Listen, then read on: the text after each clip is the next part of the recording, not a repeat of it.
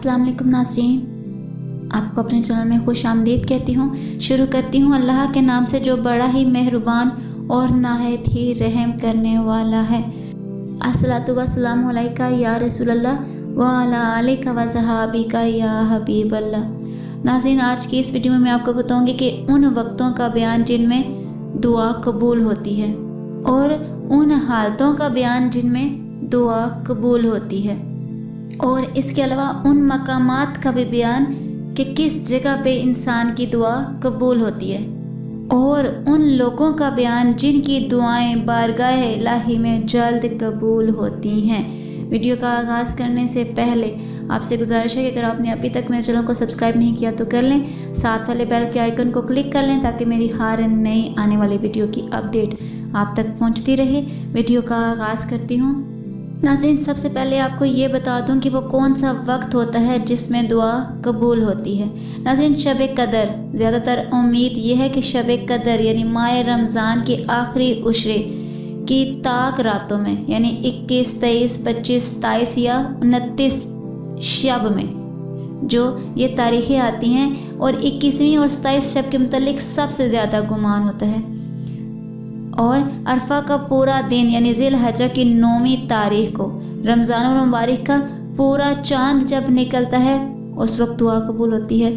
जुमे की रात यानी जुमेरात और जुमे की दरमियानी रात को, जुमे के पूरे दिन को, रोज़ाना रात का जो दूसरा पहर होता है यानी दूसरा आधा हिस्सा जब स्टार्ट होता है उस वक्त दुआ कबूल होती है। रोज़ाना रात का पहला तिहाई हिस्सा, रोज़ाना रात का आखिरी तिहाई हिस्सा, रोज़ाना सहर के वक्त सबसे ज़्यादा दुआ के कबूल होने की उम्मीद जुम्मे की 7 अजाबत में है। इस 7 के मुतल्लिक मुख्तलिफ हादीस के तहत ये 7 इमाम के खुतबे के लिए मिंबर पर जब इमाम हो बैठने से लेकर नमाज जुमा ख़त्म होने तक है, जमात खड़ी होने के वक्त से लेकर सलाम फेरने तक है।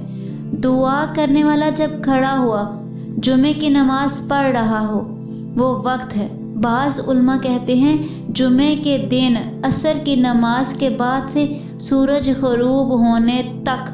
बाज़ उल्मा कहते हैं जुमे के दिन की आखिरी सात है। बाज़ उल्मा कहते हैं जुमे के दिन सुबह सादक निकलने से सूरज तुलू होने तक।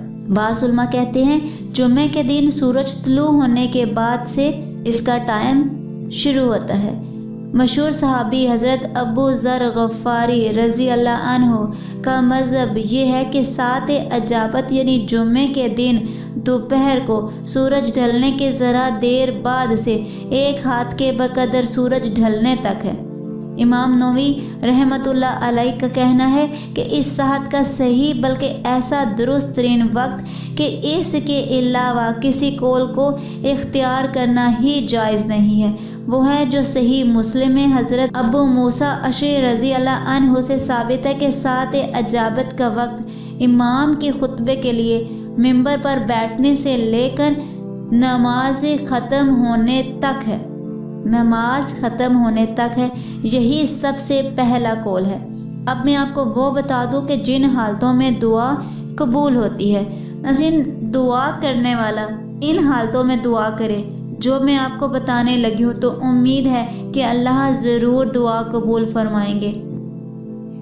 नमाज की अजान होने के वक्त यानी अजान सुनने, अजान का जवाब देने और अजान की दुआ पढ़ने के बाद दुआ करें। अजान और तकबीर के दरमियान यानी अजान और अकामत के दरमियान जहाँ भी मौका मिल जाए दुआ करे। जो शख्स किसी मुसीबत या सख्ती में गिरफ्तार हो हैया अला सलाती हैया अल फलाह के बाद दुआ करे। अल्लाह की राह में जहाद में सफ़ें बांधने की हालत में दुआ करें। जब घुमसान की जंग हो रही हो, एक दूसरे पर हमले कर रहे हों, उस हालत में दुआ करें। फ़र्ज़ नमाज़ों के बाद यानी जमात से नमाज पढ़ें और सलाम फेरने के बाद दुआ करें, और नमाज में सजदे के अंदर मगर वही दुआ मांगे जो कुरान और हदीस में आई हो।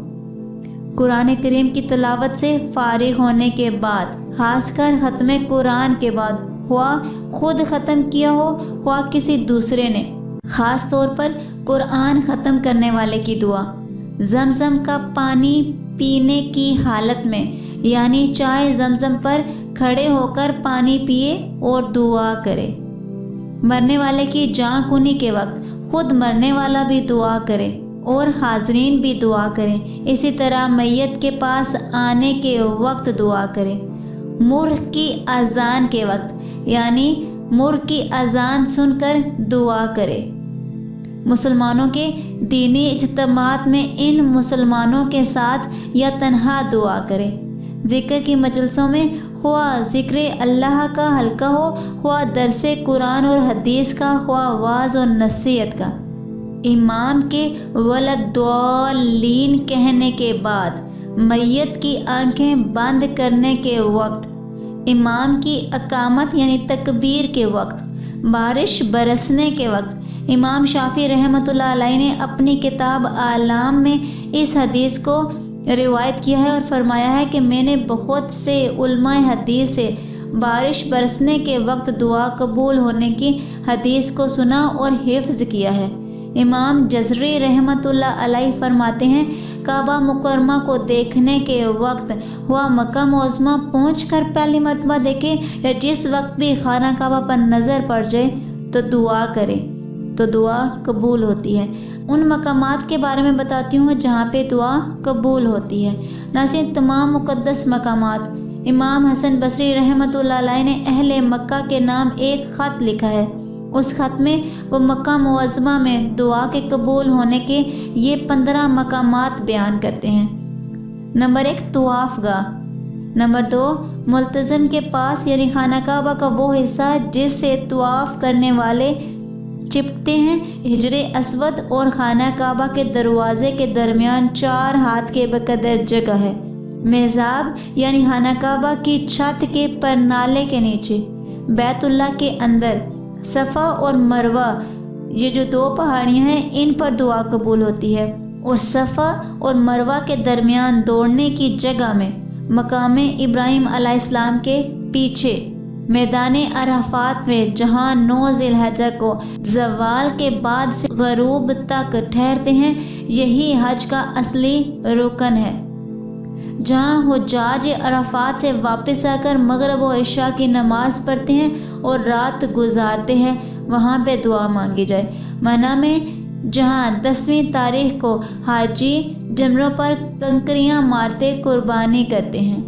12 تا 15 تینوں جمروں کے پاس یہ 3 ٹیلے ہیں جن پر حاجی کنکریاں مارتے ہیں۔ امام جزری رحمۃ اللہ علیہ فرماتے ہیں، اگر نبی علیہ الصلوۃ والسلام کے روضہ اقدس کے پاس دعا قبول نہ ہوگی تو پھر کس جگہ قبول ہوگی؟ بعض روضہ اقدس رسول اللہ صلی اللہ علیہ وآلہ وسلم تو دعا قبول ہونے کا وہ مقدس مقام ہے کہ اس کو تو سر فہرست یعنی سب سے پہلے شمار ہونا چاہیے۔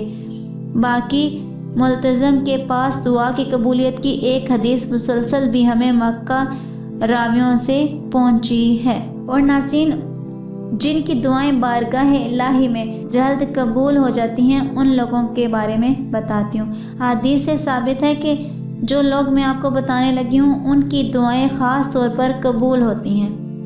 مجبور اور لاچار اور بے بس لوگ، مظلوم اور ستم رسیدہ لوگ۔ ایک روایت میں ہے کہ اگرچہ وہ گناہ گار ہوں، ایک اور روایت میں ہے اگرچہ وہ کافر ہی ہوں، باپ کی دعا اپنی اولاد کے لیے، امام عادل کی دعا، عدل و انصاف کرنے والے خلیفہ یا بادشاہ یا حکمران کی دعا اپنی رعایا کے لیے، ہر نیکوکار آدمی کی دعا، ماں باپ کے ساتھ اچھا سلوک کرنے والی خدمت گزار اولاد کی دعا اپنے ماں باپ کے لیے، مسافر کی دعا، روزہ دار کی دعا روزہ افطار کرنے کے وقت اپنے دوسرے مسلمان بھائی کے لیے، اس کی پس پشت جب وہ سامنے نہ ہو، ہر مسلمان کی دعا جب تک کہ وہ کسی پر ظلم کرنے یا قطع رحمی قرابت داروں کے حق تلفی کی دعا نہ کرے، یا دعا کر کے اظہار مایوسی یا شکایت کے طور پر یہ نہ کہے کہ میں نے دعا مانگی تھی وہ قبول ہی نہیں ہوئی۔ ایک حدیث میں آیا ہے کہ اللہ کے کچھ عذاب جہنم سے آزاد کردہ بندے ہیں، جن میں سے ہر ایک کی دن رات میں ایک دعا ضرور قبول ہوتی ہے۔ اور جامعہ ابو منصور میں ایک روایت ہے، صحیح دعا حاجی کی ہوتی ہے یہاں تک کہ وہ اپنے گھر حج سے واپس آ جائے۔ ناظرین، اپنی دعاؤں میں یاد رکھیے گا۔ آج کی اس ویڈیو میں اتنا ہی، ملتے ہیں اگلی ویڈیو میں، تب تک کے لیے اللہ حافظ۔